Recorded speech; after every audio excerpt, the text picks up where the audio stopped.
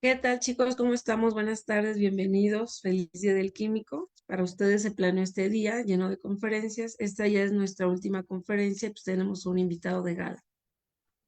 Ahorita se los presento. Primeramente, antes vamos a permitir que lleguen sus demás compañeros. Se preparó un video para ustedes con mucho afecto y bueno, pues muchas felicidades. Vamos a ver el video y ahorita regresamos con el doctor.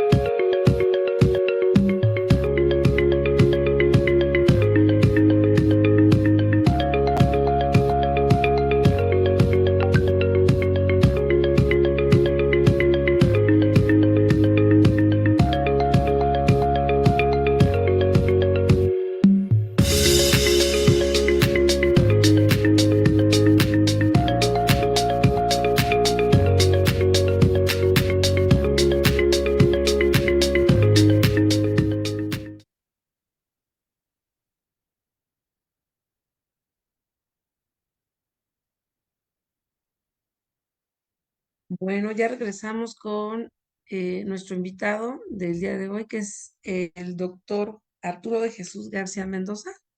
Como saben, él pertenece a la sección de química orgánica. Quiero que lo conozcan un poquito más. Para mí, de verdad, es un orgullo tenerlo conmigo. Ha tenido un gran impacto en nuestra población y tiene todo un grupo de tesistas, etcétera. Ya él lo podrá comentar en su momento, porque ya también viene la elección de profesores de laboratorio del paquete terminal. Bueno, el doctor Arturo de Jesús tiene doctorado y maestría en ciencias químicas, es egresado de la Facultad de Química y en la licenciatura él es químico, en todos egresado de la UNAM y licenciatura, maestría y doctorado, en todos tiene mención honorífica. Actualmente es profesor asociado de tiempo completo aquí en la FES Cuautitlán y como les comentaba, pues él pertenece a la sección de química analítica.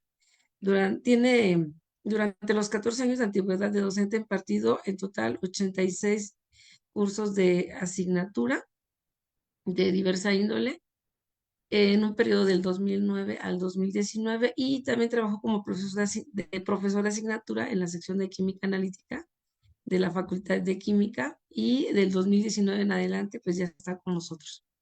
Colabora con proyectos PAPIT en el Instituto de Ciencias del Mar y Limología y la Facultad de Química y la FES Cozitlán también, con proyectos PAPIME aquí en la FES exclusivamente.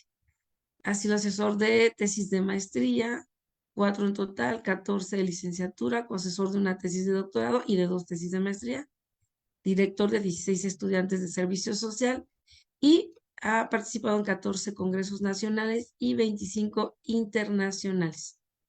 Él se ha desempeñado como instructor en 19 cursos dirigidos a profesores y académicos en la provincia y en el área metropolitana y 5 cursos en el extranjero sobre la enseñanza y difusión de la química analítica y el electroanálisis.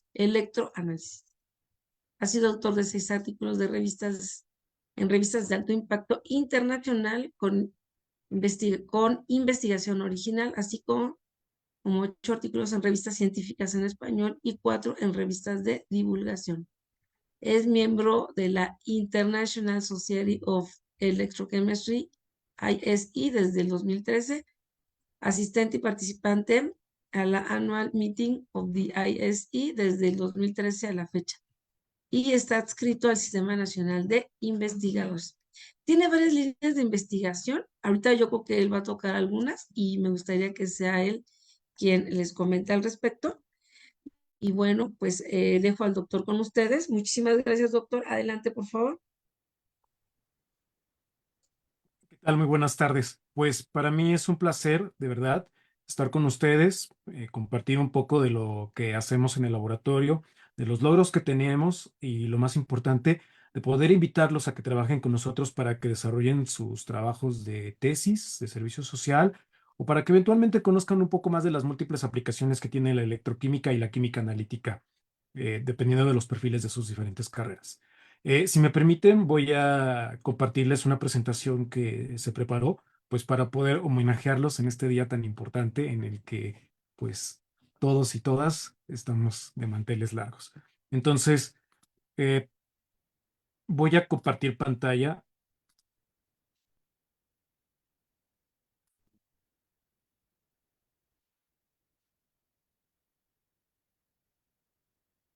Em, Solo me gustaría que me apoyaran indicándome si la pantalla es Ya, visible y el ya, puntero doctor. láser también. También. Ambos. Perfecto. Entonces, bien. Eh, Yo soy Arturo García Mendoza. Me encuentro a su disposición para desarrollar ya sea sus trabajos de investigación, eh, su laboratorio de paquete terminal o su servicio social en el laboratorio de electroquímica L112, ubicado en el edificio L1 de Campo 1. También estoy en el cubículo 10, que se encuentra al fondo del pasillo, pues para poder eh, apoyarlos a ustedes en cualquier situación de asesoría o que gusten incorporarse a nuestro grupo de investigación.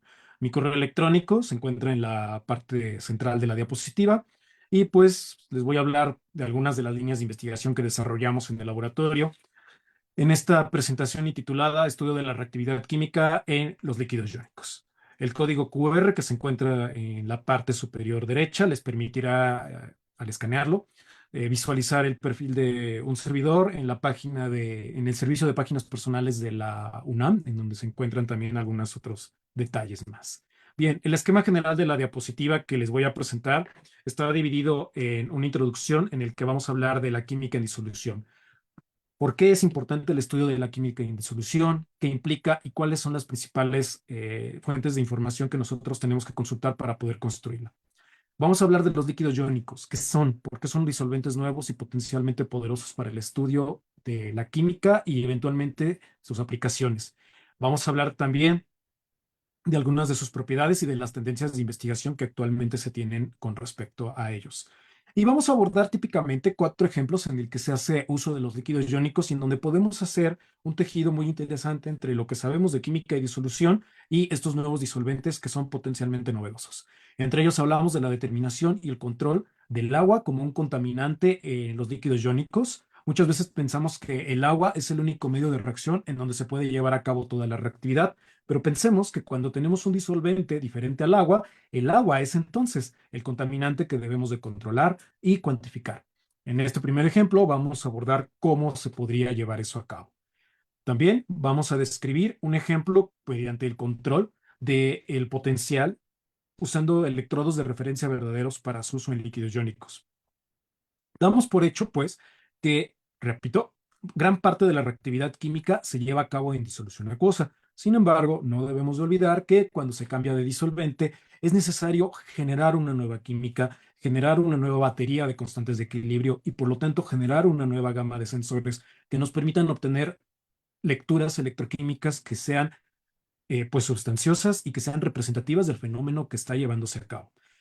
Para esto utilizamos también un tipo de sensor especial que son los electrodos de referencia. En este pequeño apartado vamos a describir cómo en el grupo de investigación que dirijo pudimos hacer la caracterización y puesta a punto de sensores, de electrodos de referencia para su uso como en sistemas electroquímicos. Vamos a hablar del estudio de la doble capa de la doble capa que se genera en interfase metal-disolución de líquidos iónicos, así como el estudio de la acidez en estos medios próticos. Finalmente, hablaré de algunas perspectivas, productos, en términos de publicaciones y congresos, y pues haré una descripción del grupo de investigación que conforma el laboratorio L112 en el cual estoy a cargo. Primero hablaremos pues de la química en disolución. Sabemos muy bien que cuando tenemos enfrente a un estudiante recién llegado a las aulas de química analítica o a los cursos de química analítica, pues tiene un montón de conceptos preestablecidos que es necesario acomodar para que pueda hacer una construcción adecuada de lo que es la química analítica. Algunos de estos conceptos se encuentran ubicados en esta diapositiva. Los alumnos llegan con nociones de qué son las reacciones químicas. Las reacciones químicas, pues bueno, no son otra cosa más que una serie de grafías que nos permiten ejemplificar las transformaciones de la materia, ya sea por intercambio de partícula, por un cambio de esfera de solvatación, por un cambio de fase o bien reacciones nucleares. Estas, pues bueno, se llevan a cabo en diversas condiciones, en diversos medios, en donde pueden actuar ya sea como uno o varios solutos en un disolvente. Y para eso, pues necesitamos explicarlas. Recordar, cuando nosotros explicamos algo, hacemos una idealización de aquel fenómeno para poder describirlo en términos manejables. Generamos así un modelo que tiene ciertas limitaciones y que es viable o no para explicar la realidad en función de su confrontamiento con los datos experimentales. El modelo será tan poderoso como tantos casos de la realidad puede explicar de manera satisfactoria. También los alumnos llegan con nociones de que las reacciones ocurren en cierto orden y están desplazadas hacia ciertos lados. Y finalmente llegan con el concepto también de la química en disolución. Todas estas ideas, de las cuales muchos de los alumnos que cursan las asignaturas de ciencia básica, pues nos permiten hilarlas correctamente para que podamos llegar a la definición de química analítica como aquella disciplina que estudia las reacciones químicas presentes en medios de reacción controlados y definidos mediante modelos de reactividad de disolución basados en principios termodinámicos y cinéticos para predecir estos procesos de reacción tanto en orden como en extensión. Es decir, cuál de ellos se lleva primero y hacia qué lado queda desplazado cada uno, es decir, hacia reactivos o hacia productos, en función de los valores respectivos de sus constantes de equilibrio, ya sea constantes de equilibrio libre, bajo condiciones de amortiguamiento, simple, múltiple o bajo condiciones de imposición. La reproducibilidad de las observaciones permitirá entonces evaluar la viabilidad del modelo mediante una colección de datos a las cuales podemos asignar precisión y exactitud.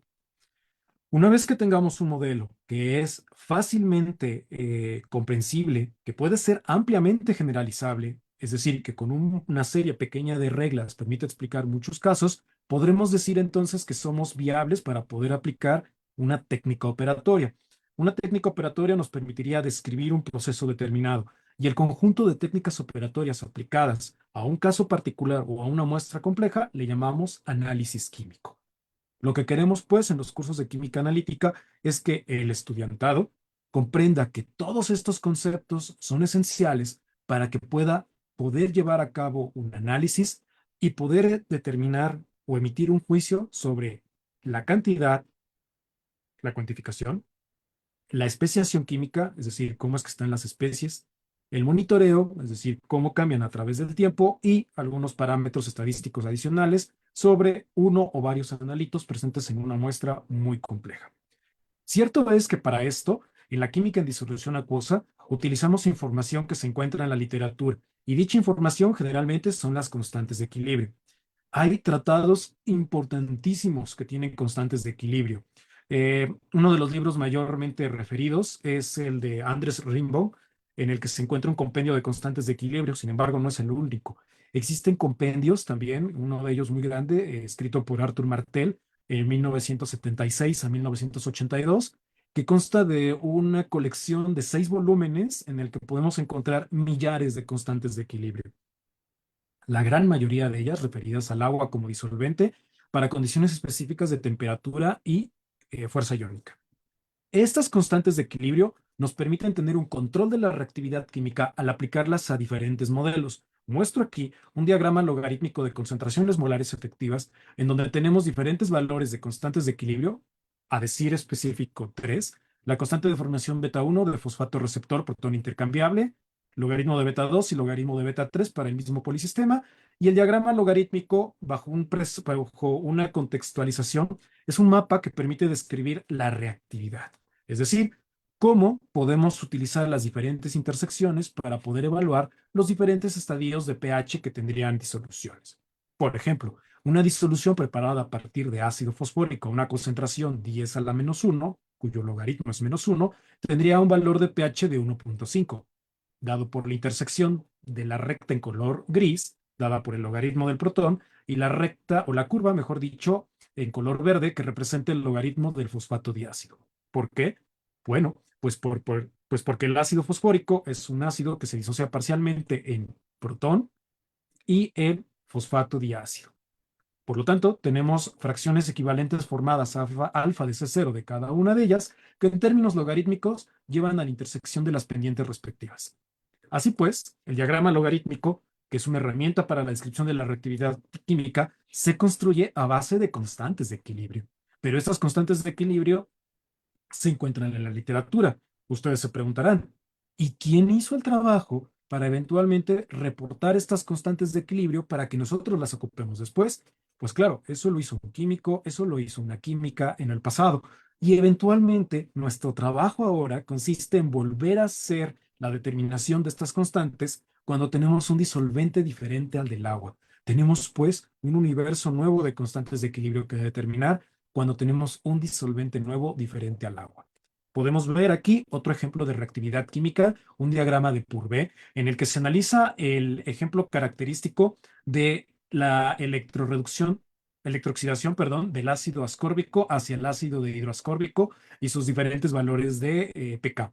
Obsérvese que para la construcción de este diagrama necesitamos una constante adicional, que es un potencial estándar, el potencial estándar del par ácido de hidroascórbico, ácido ascórbico versus el electrodo normal de hidrógeno.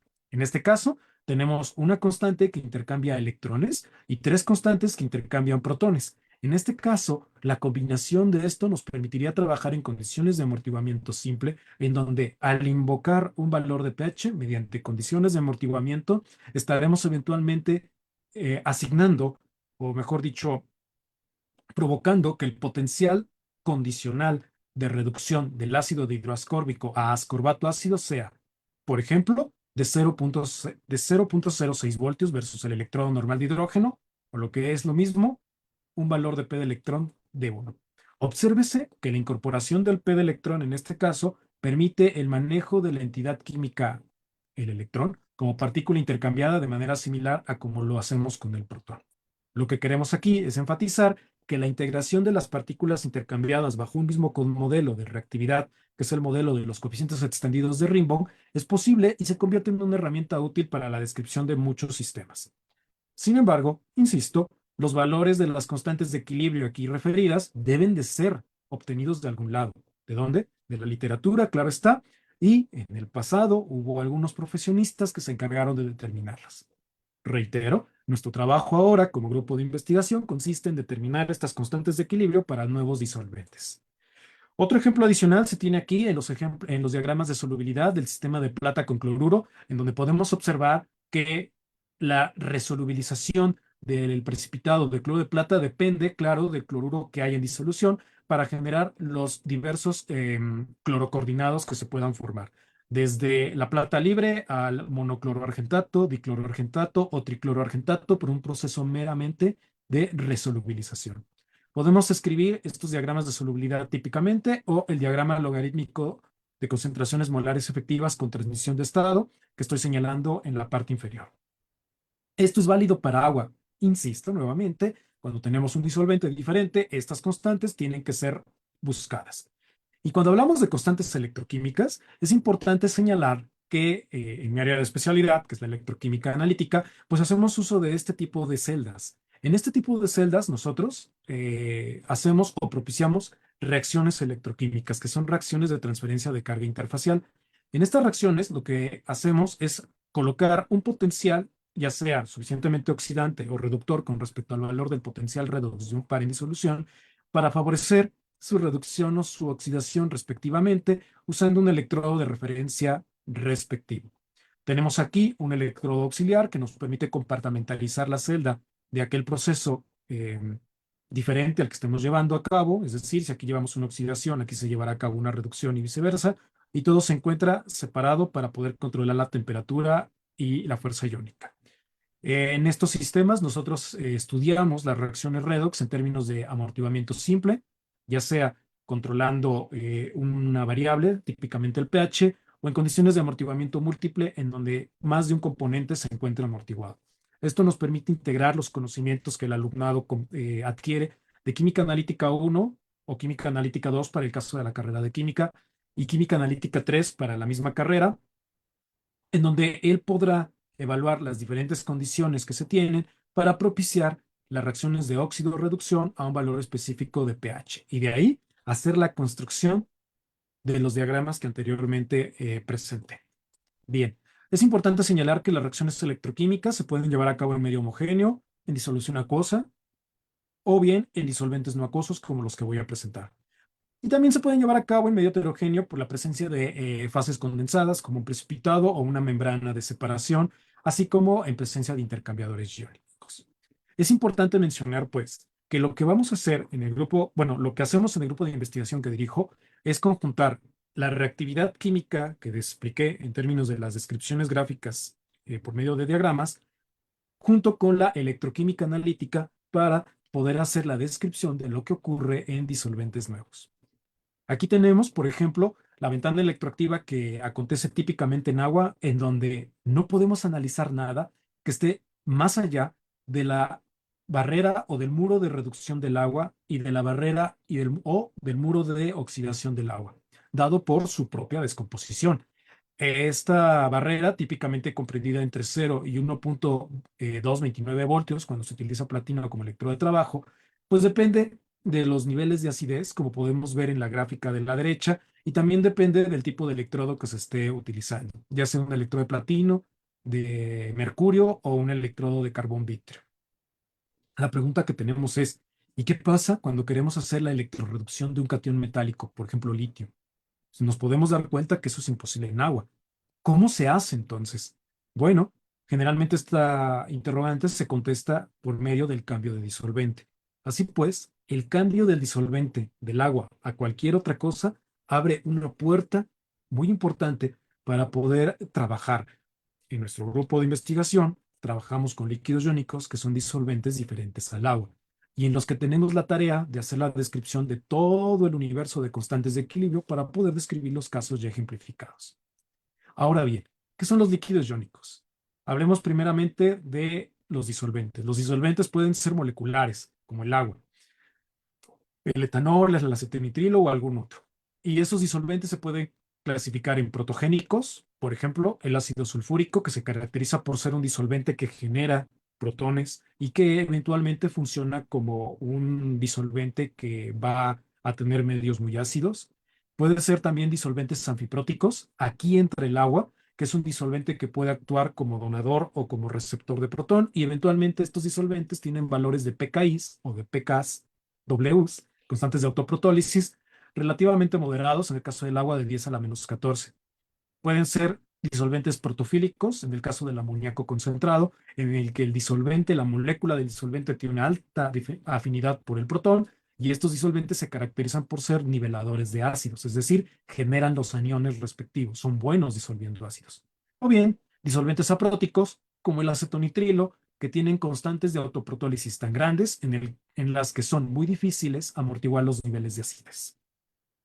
También los disolventes se pueden clasificar en sales fundidas, como el cloruro de sodio, que a temperatura de 760 grados centígrados es lo suficientemente viable trabajarlo en forma líquida. Sin embargo, requiere de pues, de mayores infraestructuras para poder hacerlo de manera segura. Los líquidos iónicos son sales orgánicas que a temperaturas inferiores a 100 grados centígrados son líquidas. Es como si fuera el cloruro de sodio, pero a la temperatura ambiente es líquida. Estas se caracterizan por ser de primera o de segunda generación. Los líquidos iónicos de primera generación generalmente son cloroaluminatos, son disolventes muy inestables al agua y a la humedad, y los líquidos iónicos de segunda generación son disolventes, son sales orgánicas a base de aniones muy grandes y de cationes que son asimétricos y que eventualmente no cumplen las características de arreglo de red de una sal convencional. Eso hace que tengan estructuras diferentes a las de las sales convencionales y ahí el por qué los podemos encontrar líquidos a temperatura ambiente. Los líquidos iónicos pueden ser próticos, cuando tienen características para donar o aceptar el protón. Pueden ser apróticos, como el caso del acetonitrilo, o pueden ser funcionalizados si es que alguno de los grupos funcionales que conforman los aniones o cationes de los cuales están hechos tiene alguna característica especial. Me permito aquí mostrar una tabla en donde tengo algunos disolventes, el agua, el etanol, metanol y la bistifluorosulfonilimida de 1 3 metilimidasolio, y podemos ver el valor de su pKi, que básicamente es la amplitud de su escala de acidez, en el caso del agua de 0 a 14, en el metanol de 0 a 16.7, en el etanol de 0 a 19.1, y en este líquido iónico, que es la bistifluorosulfonilimida de 1 3 metilimidasolio, de 0 a 27.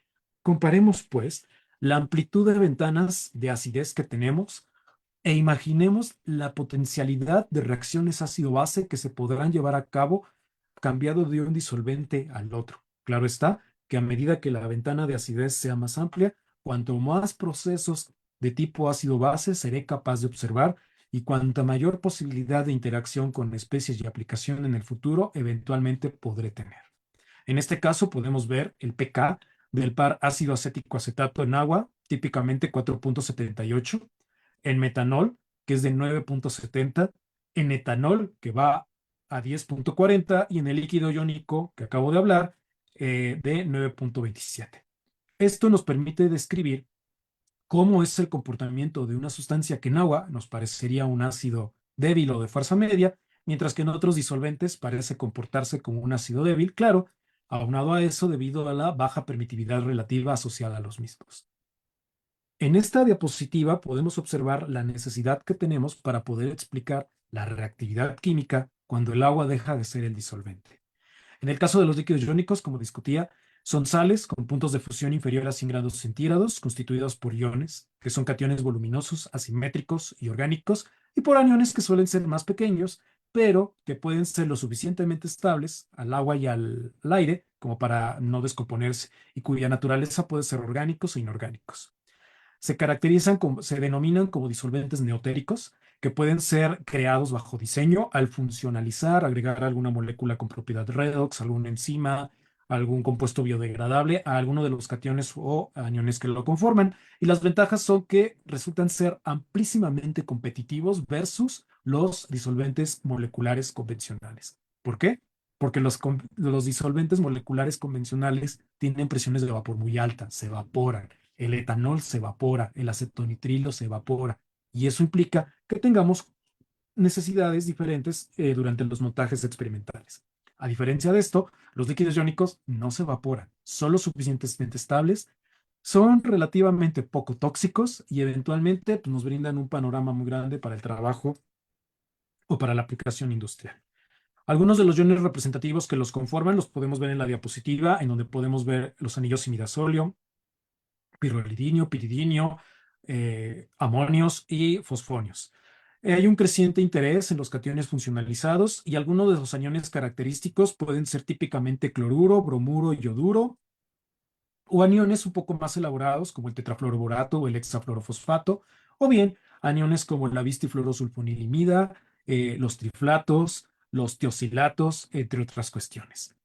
Imaginen, por favor, la gran cantidad de líquidos iónicos que yo podría tener cambiando los grupos funcionales R por un etilo, un propilo, un butilo o cualquier otro derivado, o bien cadenas hidrocarbonadas funcionalizadas, o bien cadenas con algún sustrato con propiedades redox, cadenas hidrofílicas, hidrofóbicas.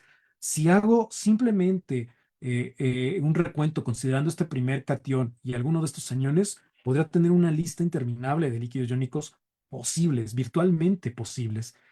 Muestro el caso de la bistifluorosulfonilimida de 1-etil-3-metilimidasolio que se consigue cuando yo en lugar de la R sustituyo un grupo etilo. Ese líquido iónico ha sido uno de los parteaguas de análisis para el mundo electroquímico. Muchas características se han descubierto en él.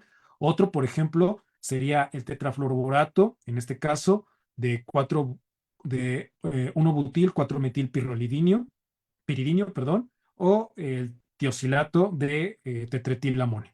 Todos estos diferentes líquidos iónicos, cada uno con diferentes características, y estos tres líquidos iónicos, repito, es como si fueran tres, de hecho son tres disolventes a como el agua lo es. Y cada uno de ellos tiene un universo de constantes de equilibrio por descubrir.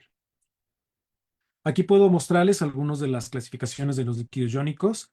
Algunos autores los consideran como sales fundidas, otros como líquidos iónicos a temperatura ambiente, aquellos que se encuentran líquidos a temperaturas inferiores a los 20 grados centígrados. También se clasifican por su generación. Los de primera generación, como les comentaba, son los cloroaluminatos. Los de segunda generación, los tetrafluoroboratos o los hexafluorofosfatos. Estos líquidos iónicos tuvieron un auge importante hace como 10 años, pero dejó de hacerlo porque se descubrió que cuando se encuentran en ambientes muy húmedos, se descomponen en agua y fluorogas, dañando la cristalería y siendo tóxicos en algunos casos. Sin embargo, los líquidos iónicos de tercera generación resultan ser líquidos iónicos estables a la humedad y al agua, como el bistifluorosulfonilimida o algunos otros aniones más complejos. Los líquidos iónicos también se clasifican como líquidos iónicos próticos, en los que es posible amortiguar los niveles de acidez por sí solo, o líquidos iónicos apróticos, en los que es posible amortiguar los niveles de acidez mediante un amortiguador externo, como lo hacemos en el agua. O bien líquidos iónicos especializados, que pueden ser quirales, polares, con propiedades redox o con propiedades catalíticas. Los líquidos iónicos, pues, tienen diversas aplicaciones, características como su baja presión de vapor, es decir, se encuentran líquidos para un intervalo muy grande de temperaturas. Tienen una conductividad alta porque están formados por iones. Son interesantes propuestas como disolventes. Pueden hacerse sistemas bifásicos para favorecer sistemas de extracción. Tienen capacidades caloríficas elevadas y son no inflamables, por lo tanto es seguro su uso y son disolventes bajo diseño. Esto nos convierte en una gran cantidad de aplicaciones. Por ejemplo, resultan ser aditivos, pueden ser utilizados en celdas de combustible, pueden ser utilizados para membranas de extracción selectiva, fluidos térmicos, para preparación de matrices para espectrometría de gas de masas, entre otras cuestiones. Sin embargo, en el mundo electroquímico tienen ventajas, por ejemplo, una ventana electroquímica muy amplia, no requieren la presencia de un electrolito soporte, tienen una presión de vapor despreciable, un punto de fusión bajo, es decir, son líquidos a temperatura ambiente, pueden ser medios dispersantes muy buenos con la capacidad de solubilizar una cantidad muy importante de sustancias, tienen una reactividad química limitada y esto se refiere a que son químicamente estables cuando se disuelven sustancias en ellos y, lo más importante, es posible hacer el control de la reactividad en ellos como lo hacemos en agua. Sin embargo, tienen algunos inconvenientes que en un punto honesto es necesario mencionar. Son altamente viscosos. Algunos líquidos iónicos se comportan cual si fuesen jarabes o mieles. Esto, ¿están de acuerdo conmigo en que tendría problemas en su manipulación, en el montaje y sobre todo en las propiedades difusionales, haciendo que las conductividades sean bajas en algunos de ellos cuando son muy viscosos y que los analitos tengan problemas para sufrir el transporte de masa de las inmediaciones del bulto a las inmediaciones de la interfaz electroactiva? Eso podría verse como una desventaja, sin embargo, podría generar gradientes de concentración que tengan una aplicación ulterior, por ejemplo, en procesos electroforéticos. Son higroscópicos algunos de ellos, es decir, les encanta tomar agua. Esto puede verse como una ventaja porque los líquidos iónicos pueden utilizarse como excelentes desecantes que eventualmente pueden ser secados por calentamiento simple y que pueden ser reutilizados muchísimas veces. Lamentablemente, los líquidos iónicos tienen sufren un alto impacto en las impurezas. Algunas de ellas, los cloruros, los halogenuros, siendo las más comunes, o la misma agua. Sin embargo, cuando el agua es una impureza, se puede eliminar fácilmente al calentarla. Algunos líquidos iónicos resultan ser costosos, sobre todo cuando los procesos de síntesis se refieren a metátesis, que implica la formación de sus halogenuros de plata, y eso es costoso. Sin embargo, hay procesos de metátesis que son mucho más baratos y pues conforme la química orgánica se va afinando, poco a poco tenemos líquidos iónicos más y más asequibles.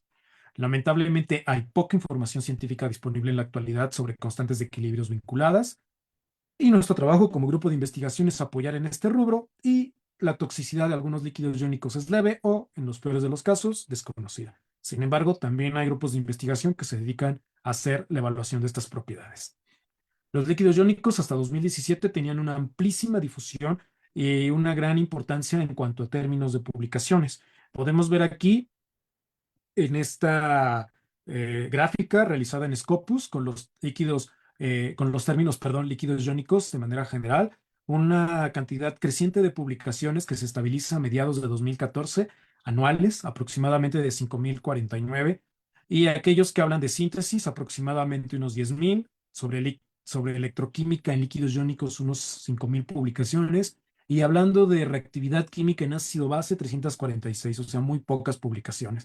Esto pues nos indica que estamos ante una área de oportunidad en la que el grupo de investigación trata de eventualmente incurrir y eventualmente trata de trabajar y eventualmente pues, hacer aportaciones como más adelante mostraré.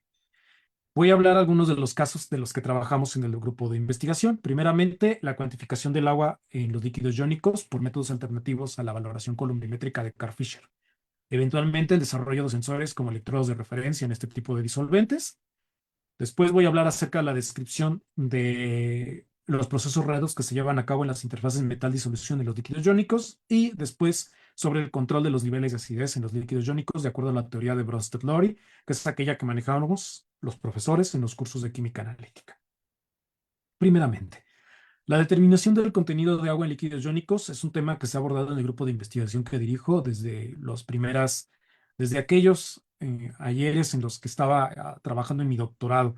Nos vimos ante la necesidad de poder hacer la determinación de impurezas en los líquidos iónicos. Tales impurezas serían los cloruros, bromuros o ioduros, así como iones metálicos como el agua, algunos iones metálicos, perdón, como la plata, algunos gases y el agua. De todos estos, los más fáciles de eliminar son los gases, que por un desplazamiento con por nitrógeno, perdón, pueden ser fácilmente eliminados. El agua puede ser eventualmente eliminada también por medio de un calentamiento. Sin embargo, los halogenuros y los iones metálicos se van a quedar ahí, pero es posible su determinación por métodos electroquímicos. Nosotros lo que hacemos en el grupo de investigación es tratar de desarrollar una manera de determinar el agua de manera alternativa a la valoración colorimétrica de Carl Fisher. La valoración colorimétrica de Carl Fisher es una metodología que utiliza el reactivo de Carl Fisher, que no es otra cosa más que un aducto entre una piridina y un yoduro, que se lleva a cabo en medio metanólico para poder utilizar el agua como un reactivo más. Cuantificamos agua, vaya, pero el método es destructivo. Lo que proponemos en nuestro grupo de investigación en 2015 fue hacer un método alternativo en el que eventualmente tenemos el líquido iónico montado en una celda con un electrodo de oro y aplicamos un potencial lo suficientemente oxidante para propiciar, en este voltaperograma de la derecha lo podemos ver, la electrooxidación. Podemos ver aquí una señal de oxidación de una capa de óxido de oro. Como podemos ver aquí, el oro en presencia del agua forma una capa de óxido de oro y una corriente de electrólisis respectiva que podemos observar como este salto en esta parte. Finalmente tenemos la barrera anódica dada por la descomposición del líquido iónico. Si nosotros imponemos un valor de potencial anterior a la barrera anódica, estaremos garantizando la formación de la capa de óxidos de oro y las inmediaciones de la interfase metal-disolución debido a la presencia de agua. Al aplicar el potencial de reversa que permite la electroreducción, estaremos destruyendo esa capa de óxidos de oro para volver a regenerar el electrodo en la interfase. Se puede observar que el método no resulta destructivo y que se obtiene una corriente de pico cuya intensidad es directamente proporcional a la cantidad de agua presente en el líquido iónico. Estos picos de aquí, lo que nos están diciendo es cuánta es la cantidad de agua remanente en el líquido iónico tras el proceso de secado, sin la adición de ningún reactivo adicional, mediante un proceso in situ que no resulta destructivo. Lo que hicimos fue determinar los potenciales de corriente de pico a un montón de combinaciones de potenciales de polarización y tiempos de polarización para obtener estas gráficas, en los que para diferentes líquidos iónicos, en los que nombro la bistifluorosulfonilimida de un etilimidazolio, bistifluorosulfonilimida de un metil 3-metilimidasolio, su respectivo líquido iónico con propil y un líquido iónico dimetilado, podemos observar las gráficas de polarización. Observemos, pues, las condiciones a las que es posible obtener las máximas corrientes de polarización. Por ejemplo, para este líquido iónico se requieren potenciales de 3.8 voltios aproximadamente en tiempos de polarización de 20 segundos. Mientras que en este otro líquido iónico, por ejemplo, necesitamos potenciales, por ejemplo, de 3.5 voltios con tiempos de polarización entre 15 segundos. A esas condiciones, lo que hacemos son las curvas de adición estándar en la que tenemos el líquido iónico, hacemos adiciones de agua para obtener la curva de adición estándar, de adición patrón, por medio de una técnica voltamperométrica que se llama voltamperometría de onda cuadrada, cuyo objetivo consiste en maximizar los límites de detección.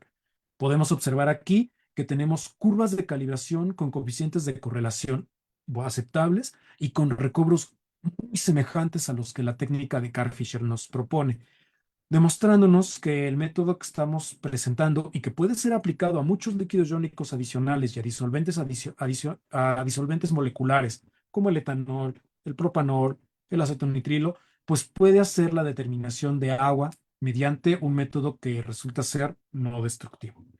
De esta manera controlamos los líquidos iónicos en términos del agua presente.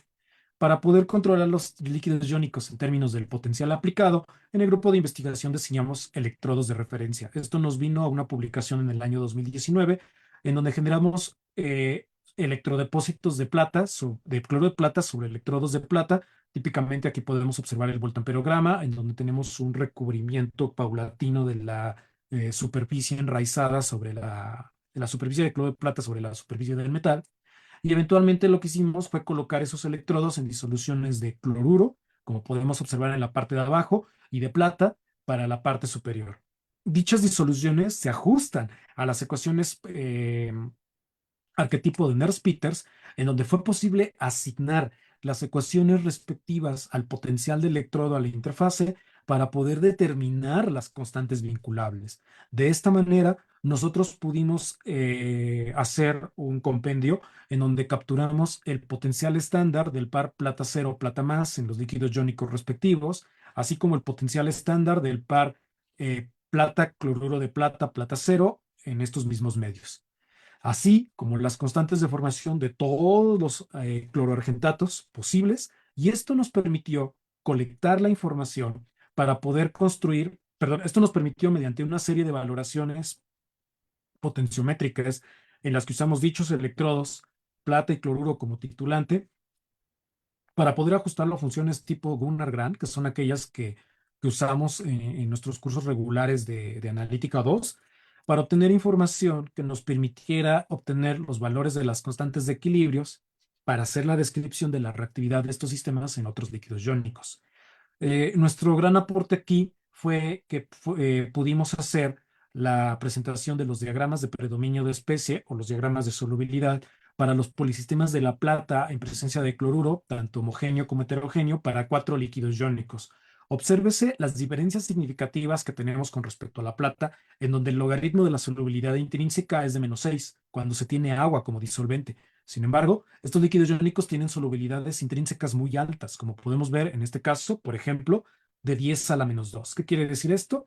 Que la concentración de plata en forma de cloruro de plata solvatada molecularmente es de 10 a la menos 2 en presencia del precipitado de plata, cloruro de plata, indicándome que el líquido iónico tiene la capacidad de solvatar tanto iones como moléculas de una mayor manera como lo hace el agua, cambiando de entrada todo el paradigma de reactividad química que tenía cuando el agua es el disolvente.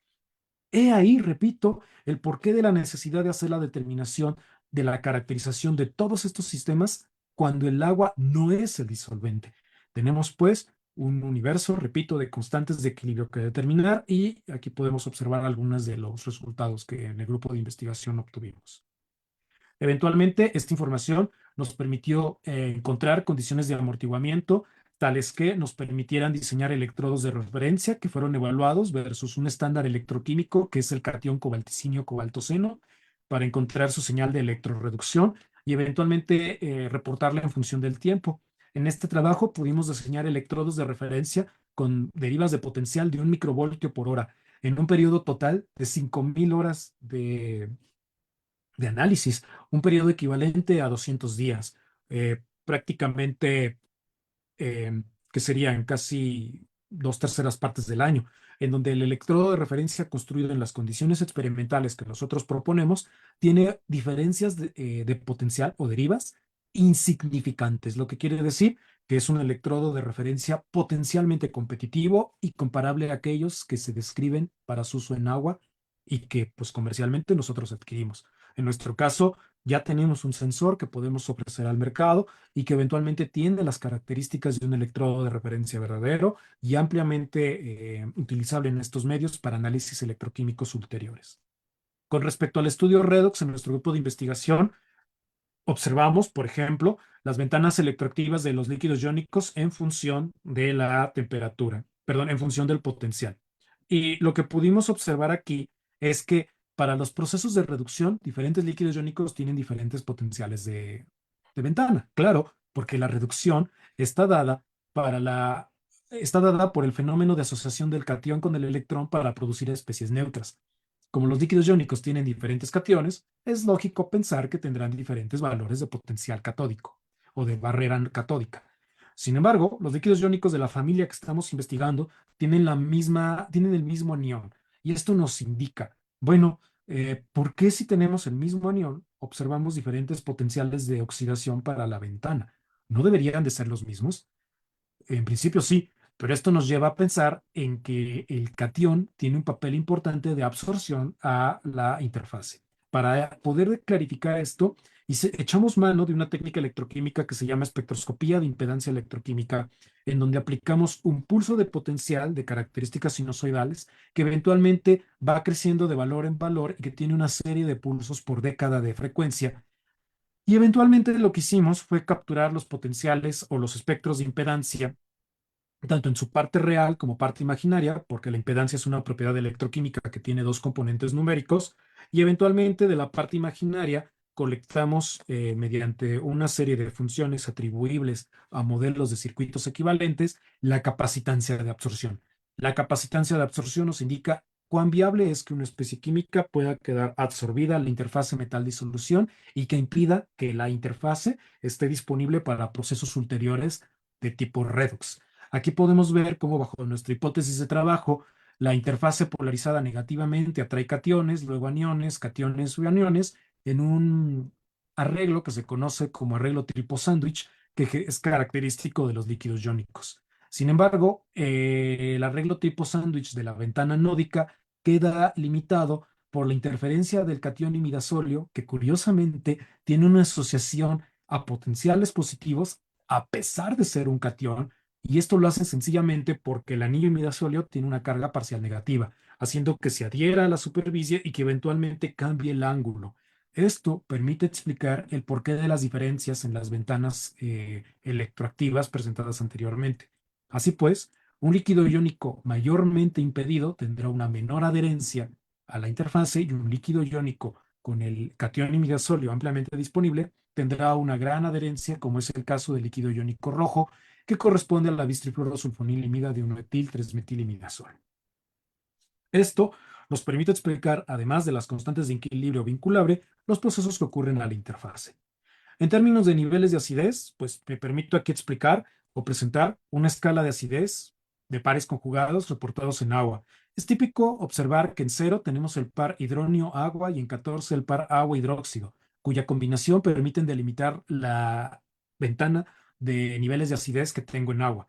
Más allá de ella, existen propiedades ácido-base bajo los conceptos de ácido nivelado y base nivelada. Sin embargo, cuando trabajamos en agua, simplemente solo podemos ver lo que está comprendido de 0 a 14. Un mundo de reactividad química queda más allá de ella. Y para ello, trabajamos con líquidos iónicos que tengan amplísimas ventanas electroactivas. Es el caso de la bistifluorosulfonilimida de 1-etil 3-metilimidasolio, que eventualmente nos da una ventana electroactiva de 29, perdón, una ventana de acidez de 29 unidades, comparada con las 14 del agua. Compréndase, por favor, que parece poco, pero al hablar de una ventana de acidez de 14 unidades, estoy hablando de 14 órdenes de magnitud. Al hablar de una ventana de acidez de 29 unidades, estoy hablando de 29 órdenes de magnitud. Entonces, estoy descubriendo, vaya, para ustedes en el grupo otra química con otras características. Lo que hacemos en el grupo de investigación es trabajar con indicadores que tengan altísimas propiedades ácidas y lo que hacemos es ponerlos en contacto con ácidos que algunos autores le llaman ácidos, eh, se llaman ácidos que siempre son fuertes. Olvidé justamente ahorita el nombre. Eh, y eventualmente lo que hacemos es protonar parcialmente el indicador para seguir las señales por medio de espectroscopía UV visible. Esto nos permite ajustar a la ecuación de Hammett, sigma cero de Hammett, en donde hacemos la asociación de las concentraciones molares efectivas eh, que encontramos en el líquido iónico con el valor del pK termodinámico que encontraremos en agua y la asociación de estos parámetros en el espectro de absorbancia nos permite determinar el parámetro H0 de Hammett, que eventualmente puede atribuirse al coeficiente de transferencia del protón del agua al líquido iónico y esto permite correlacionar escalas de acidez. En pocas palabras, este ensayo nos permitiría a nosotros eventualmente identificar cuál es el valor numérico que tenemos que agregar a los pKs de agua para llevarlos al líquido iónico. Y la posterior determinación que se hace por métodos electroquímicos permitiría corroborar nuestros hallazgos y eventualmente poder ofrecer a la comunidad científica una batería muy importante de constantes de acidez determinadas en el líquido iónico. Así pues, algunas de las perspectivas y productos de investigación que puedo comentar vienen a los puntos anteriormente descritos, como la cuantificación del agua en el líquido iónico, el desarrollo de electrodos de referencia, la descripción de procesos electroquímicos y la reactividad química. Me permito, pues, rápidamente presentarles aquí uno de los trabajos que hicimos en 2015, en donde presentamos la metodología para determinar agua en líquidos iónicos por métodos alternativos a la valoración de Carl Fisher. Eh, Como comentaban mis colegas que anteriormente presentaron, el trabajo de publicación es un trabajo que pues requiere un gran esfuerzo, requiere de el trabajo colaborativo del grupo de investigación y a veces, en muchas otras ocasiones, de otros grupos para eventualmente tener un trabajo lo suficientemente robusto como para que soporte las críticas y los comentarios de los revisores, que en muchas ocasiones, sin dudarlo, siempre son expertos en el área, pero en muchas ocasiones hacen comentarios que pues pueden ser favorables o desfavorables y que pues debemos de tomar siempre como críticas constructivas que permiten darle puntos a favor a nuestro trabajo. A veces pueden estar a favor, a veces en contra, pero en realidad el trabajo de la publicación es gratificante y eh, debe de tener pues todo un trabajo de investigación importante atrás. Otro trabajo importante es la construcción de los electrodos de referencia de líquidos iónicos, también en Electroquímica Acta. Otro artículo lo tenemos aquí en donde en 2020 pues, pudimos hacer la descripción de los potenciales y cómo cambian estos a lo largo de una valoración columbimétrica. Este trabajo colaborativo con el grupo de la doctora Xochitl Domínguez Benetton de la Universidad eh, de la Universidad de Bruselas, nos permitió a nosotros apuntalar los conceptos de reactividad ácido base que tenemos para explicar la evolución de las transformaciones en celdas de combustible. Y orgullosamente les presento este trabajo, una de nuestras últimas publicaciones de 2023, del of Chemical Education, una de las mejores revistas en su ramo en términos de educación, en donde en colaboración con el doctor Julio César Aguilar Cordero y el doctor Ulrich Björnes, propusimos un modelo de reactividad química basado en el método de extendido de coeficientes de Rimbaud para poder explicar de manera sencilla sistemas multicomponente en los que es eventualmente posible, pues, trabajar, vaya, tener muchas constantes de equilibrio y poder describir sistemas de la realidad que son altísimamente complejos y que bajo otros modelos de reactividad sencillamente sería imposible hacerlo. Es un aporte muy interesante que eventualmente podría ser bastante útil para nuestro alumnado en la FES y cuya aplicación podría responder muchas interrogantes que actualmente se tienen sobre sistemas o muestras reales complejas. Algunos productos de investigación de nuestro grupo se han publicado en diversos foros internacionales. Muestro por el momento únicamente los pósters asociados al International Society of Electrochemistry, en las que hemos presentado trabajos desde 2013 en la ciudad de Querétaro, en 2014 en Lausanne, Suiza, en 2015 en Taipei, en Taiwán, en 2016 en La Haya, en Países Bajos, en 2018 en Bolonia, en Italia, en 2020 pues estuvimos en pandemia, así que estuvimos trabajando en Belgrado, en Serbia. En 2022 no tuvimos la oportunidad de hacerlo por las cuestiones mismas, pero en 2023 volvimos recargados para poder presentar nuestros trabajos en Lyon, en Francia, en un congreso internacional. En todos ellos, obteniendo buenos comentarios sobre nuestros colegas acerca de la disposición de la modificación de la reactividad química y de la descripción electroquímica de estos sistemas, de los líquidos iónicos. Y pues bueno, es una oportunidad muy buena para que los alumnos que trabajan en esto puedan poco a poco afianzarse para obtener pues resultados confiables y que siempre se conduzcan por el lado de la verdad. Quisiera agradecerles por su atención y finalmente, pues quisiera también nombrar a muchos de las personas que están eventualmente vinculadas, entre ellas, pues al doctor Julio César Aguilar Cordero. Él fue asesor de mi tesis de doctorado y con quien he tenido algunas de las interacciones en términos de publicaciones más importantes. El doctor José Alejandro Baeza Reyes, quien ha sido uno de los parteaguas y desarrolladoras de la química analítica a microescala. Es otra área enfocada muy a educación y a divulgación que trabajo en el laboratorio. Sin embargo, por cuestiones de tiempo y de objetivo de la plática, pues no hablé en esta ocasión. Sin embargo, podemos también hablar sobre horas de cómo adecuar los experimentos convencionales de la docencia a condiciones de microescala usando materiales de bajo costo y cómo podemos hacer una explotación muy grande de los datos para poder ejemplificar múltiples modelos de reactividad química a fin de afianzar los esquemas de aprendizaje en el alumnado para que éste tenga la mayor ganancia utilizando la menor cantidad de recursos.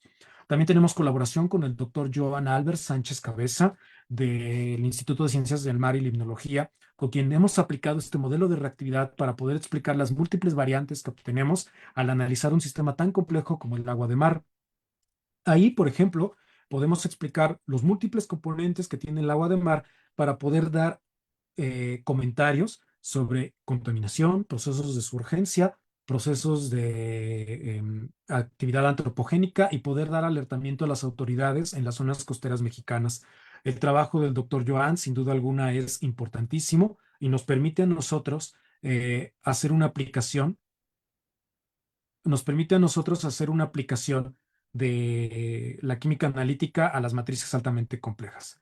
A la doctora Xochitl, quien también trabajamos en las cuestiones de celdas de combustible, así como también quisiera agradecer a todos mis alumnos, quienes eventualmente pues son el alma del laboratorio, son los engranajes que permiten obtener todos estos productos, a aquellos que se nos acaban de titular, al profesor Jorge Rubalcaba, que por ahí anda, al a mi alumno Iván, que también se nos acaba de titular, tanto a Alan Icaza como a Samuel Carrasco, Ricardo, Héctor y muchos otros que están con nosotros haciendo su trabajo de servicio social y para quienes las puertas del laboratorio siempre están abiertas. Y pues finalmente quiero indicarles, recordarles que todo lo que hacemos en la FES es para ustedes, los trabajos que hacemos en términos de divulgación, los trabajos que tenemos a la RUA también son para ustedes, los proyectos PAPIT que tenemos para que ustedes puedan trabajar y obtener recursos y los proyectos PAPIME también son para ustedes. Me gustaría mucho indicarle al alumnado que se acerque a los grupos de investigación. Hay una batería muy importante de colegas que tienen muchas ideas y que requieren de su apoyo para poder ser materializadas y sin duda alguna se van a dar cuenta de que el trabajo en el laboratorio es alentador, nos permite hacer reflexiones importantes sobre la situación actual del país y pues los hará crecer sin duda como personas. No quisiera despedirme sin antes agradecerle a la Universidad Nacional Autónoma de México, a DEGAPA por los productos PAPIT, por los proyectos PAPIT y el apoyo otorgado, a la coordinación, a mis jefes de departamento, a la doctora Marina por todo el apoyo que dio durante el proceso de incorporación a la FES, así como a mis jefes de sección y pues a todos en general, a mis colegas, pues muchos abrazos y muchas felicidades a todos en su día. Muchísimas gracias, en verdad. Gracias. Gracias a usted, doctor. De verdad, lo quieren mucho los alumnos. Y eso, es el mejor pago que puede tener un profesor cuando se entrega de la manera que usted lo hace. Y la verdad, mis respetos. Y a nombre de mi matrícula, muchísimas gracias por darnos el servicio y por abrir las puertas para que ellos vayan y puedan adquirir parte de su conocimiento y experiencia que con mucho gusto usted lo da.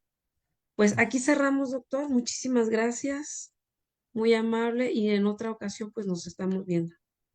Gracias. Muchas gracias.